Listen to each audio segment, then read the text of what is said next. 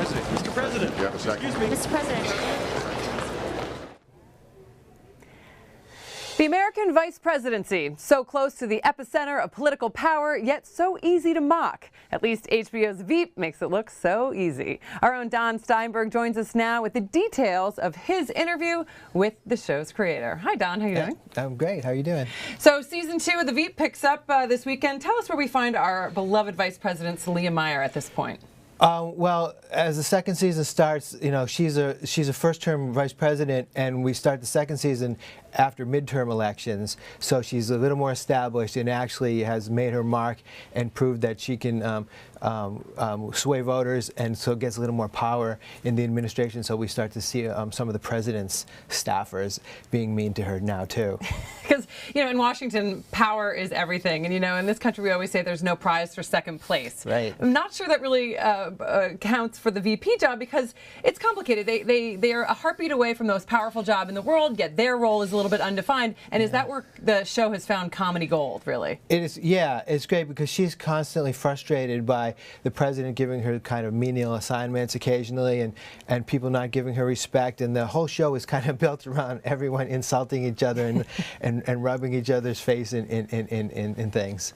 And it's a hilarious show. The ensemble cast is great. If you watch episodes, obviously Julia Louis-Dreyfus is the lead character. We all know her from Seinfeld fame. She's a comic genius. Yeah. However, a lot of the real funny parts come when the cast comes together, as you said, either putting each other down or insulting their power. So how much does she make the show, and how much is it really the whole team? You know, well, it's a little bit of everybody. They're all such great actors, and they got people who can just be vicious and cruel to each other with a straight face and act like we're eavesdropping on them.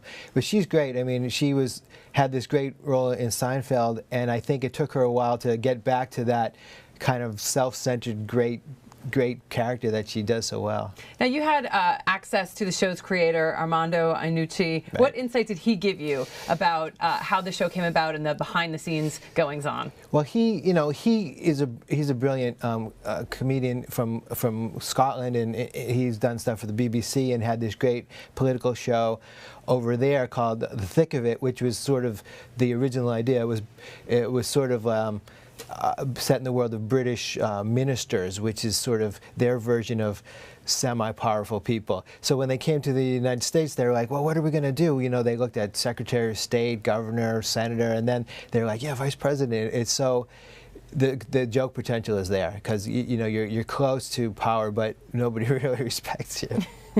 And with the first season, they had a lot of success. Julia Louis-Dreyfus won an Emmy for this. So coming into the second season, does it look like it's going to keep up to that high standard? I mean, it's hard to kind of repeat that magic that happens sometimes when you have a hit first season. Yeah, I think they have more storylines to go. I mean, they're introducing new characters as she starts to actually have power and make decisions about war and life and death, and dealing with some of these characters like Gary Cole, who's on the president's staff, who actually played the vice president on The West Wing, which is kind of funny. All right, Don, thank you so much. Of course, art imitating life. When we watch our own political stage, there's a lot of funny stuff there going on too. So it's a great show to watch. Thanks so much. Thanks a lot.